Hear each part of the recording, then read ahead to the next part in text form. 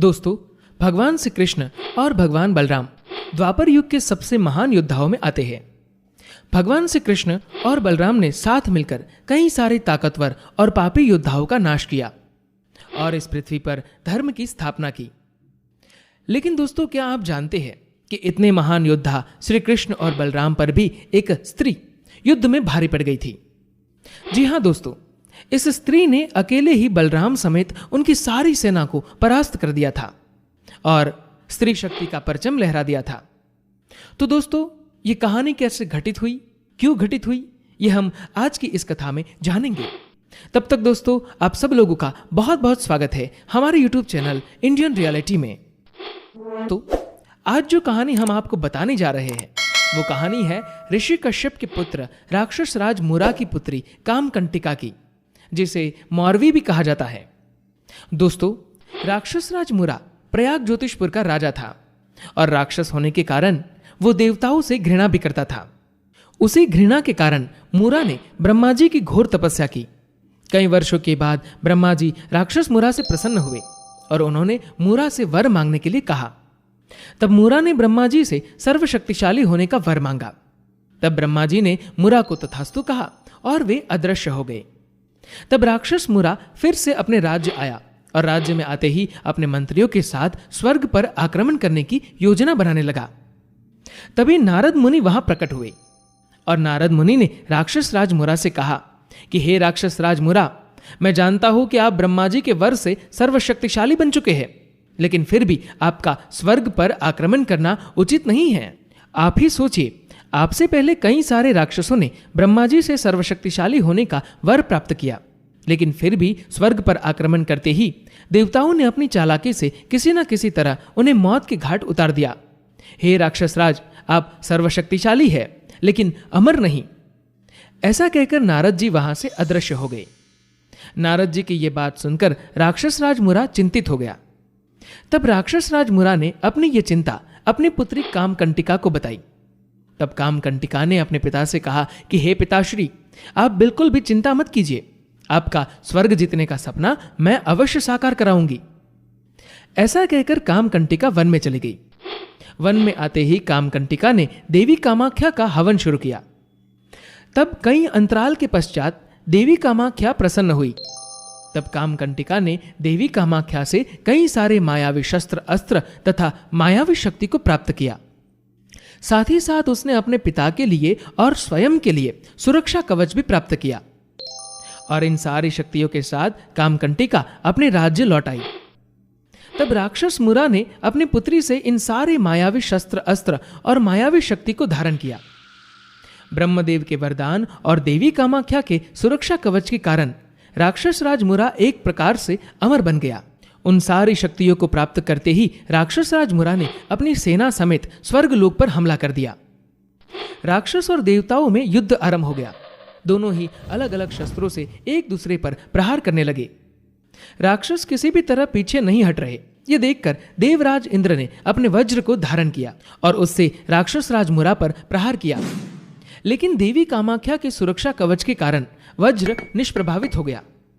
राक्षस राज मुरा पर वज्र भी प्रभाव नहीं कर रहा। यह देखकर इंद्र समेत सारे देवता डर गए और स्वर्ग से भाग गए। उस तरह राक्षस राज मुरा स्वर्गाधिपति बन गया। स्वर्गाधिपति बनते ही राक्षस राज मुरा ने ऋषियों को मारना तथा हवनों को भंग करना आरंभ कर दिया तथा पृथ्वी पर हाहाकार मचा दिया। राक्षस राज मुरा के उस प्रकोप को देख देवराज इंद्र समेत सारे ऋषि वासुदेव श्री कृष्ण की शरण में द्वारिका नगरी आ गए। द्वारिका नगरी आते ही देवराज इंद्र ने सारी घटित हुई घटना श्री कृष्ण और बलराम को बताई तथा राक्षस राज मुरा के अत्याचारों से सारे संसार को मुक्त करने के लिए सहायता भी मांगी। देवता और ऋषियों की ऐसी हालत देखकर बलराम जी को राक्षस राज मुरा पर बड़ा ही क्रोध आया। तब राक्षस राज मुरा को सबक सिखाने हेतु बलराम अपनी यदुवंशी सेना के साथ युद्ध क्षेत्र में आ गए। युद्ध क्षेत्र में आते ही दोनों सेनाएं एक दूसरे पर टूट पड़ी। घनघोर युद्ध आरंभ हो गया। बलराम और राक्षस राज मुरा अलग अलग शस्त्र अस्त्र से एक दूसरे पर वार करने लगे।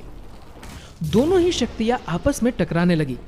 तभी बलराम जी ने अपनी गदा से मुरा के रथ पर प्रहार किया। जिस कारण मूरा का रथ टूट गया और मूरा नीचे जा गिरा। बलराम जी युद्ध में भारी पड़ रहे हैं। यह देख राक्षस राज मूरा ने देवी कामाख्या से मिली मायावी शक्ति का उपयोग किया और मूरा युद्ध क्षेत्र में ही अदृश्य हो गया। अदृश्य होकर राक्षस राज मूरा आकाश मार्ग में गया और आकाश मार्ग से बड़े बड़े पत्थरों को वो बलराम और यदुवंशी सेना पर बरसाने लगा। इस हमले के कारण बलराम समेत सारी सेना बुरी तरीके से घायल हो गई और पीछे हटने लगी। अपनी सेना की यह हालत देख श्री कृष्ण स्वयं युद्ध क्षेत्र में आ गए और युद्ध क्षेत्र में आते ही उन्होंने मूरा के उन माया पत्थरों को चकनाचूर कर दिया। यह देखकर मूरा को बड़ा ही क्रोध आया और उसने श्री कृष्ण पे अपने माया अस्त्रों से प्रहार किया। लेकिन श्री कृष्ण भी मायावी युद्ध में निपुण थे। इस कारण श्री कृष्ण ने उन सारे अस्त्रों को भेद दिया तथा अपने अस्त्रों से मूरा की माया को भी समाप्त कर दिया। मूरा की माया समाप्त होते ही मूरा आकाश मार्ग से जमीन पर गिरने लगा, लेकिन देवी कामाख्या के सुरक्षा कवच के कारण वह बच गया। तब श्री कृष्ण ने अलग अलग शस्त्र अस्त्र से मूरा पर प्रहार किया, लेकिन देवी कामाख्या के सुरक्षा कवच के कारण सारे अस्त्र विफल हो गए। ये देखकर राक्षस राज मूरा जोर जोर से हंसने लगा और उसने श्री कृष्ण से कहा कि हे कृष्ण, मैं अमर हूं, तुम मुझे नहीं मार सकते। तब श्री कृष्ण ने कहा कि हे मूरा, जब किसी का भी पाप का घड़ा भर जाता है तो देवताओं के कवच भी उनकी सुरक्षा नहीं कर पाते। ऐसा कहकर श्री कृष्ण ने अपने दिव्य सुदर्शन चक्र को धारण किया और उसे मूरा की तरफ फेंका। सुदर्शन चक्र ने देवी कामाख्या के सुरक्षा कवच को भेद दिया और मूरा की गर्दन को धड़ से अलग कर दिया। इस तरह राक्षस राज मूरा की मृत्यु हुई और श्री कृष्ण समेत सारी सेना प्रयाग ज्योतिषपुर जाने लगी। यहां प्रयाग ज्योतिषपुर में कामकंटिका को अपने पिता की मृत्यु की खबर मिली।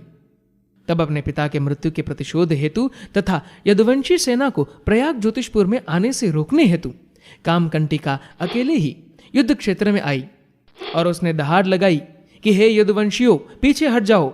मैं प्रयाग ज्योतिषपुर की युवराग्नि कामकंटिका जीवित होते हुए तुम में से एक भी यदुवंशी प्रयाग ज्योतिषपुर में प्रवेश नहीं कर सकता। तब कामकंटिका की इस बात पर बलराम समेत सारी सेना जोर जोर से हंसने लगी। ये देखकर कामकंटिका ने देवी कामाख्या से मिले मायावी अस्त्र का संधान किया और उसे यदुवंशी सेना पर चलाया। इस एक ही अस्त्र के वार से बलराम और श्री कृष्ण छोड़ सारी यदुवंशी सेना पत्थर में परिवर्तित हो गई। ये देखकर बलराम को बड़ा ही क्रोध आया और उन्होंने कामकंटिका से युद्ध आरंभ कर दिया। लेकिन कामकंटिका ने बलराम को भी परास्त कर दिया और अपने पाश में बांध लिया। ये सब देखकर श्री कृष्ण जान गए कि कामकंटिका की सुरक्षा देवी कामाख्या का सुरक्षा कवच ही कर रही है। तब ना चाहते हुए भी श्री कृष्ण को कामकंटिका को रोकने हेतु सुदर्शन चक्र धारण करना पड़ा।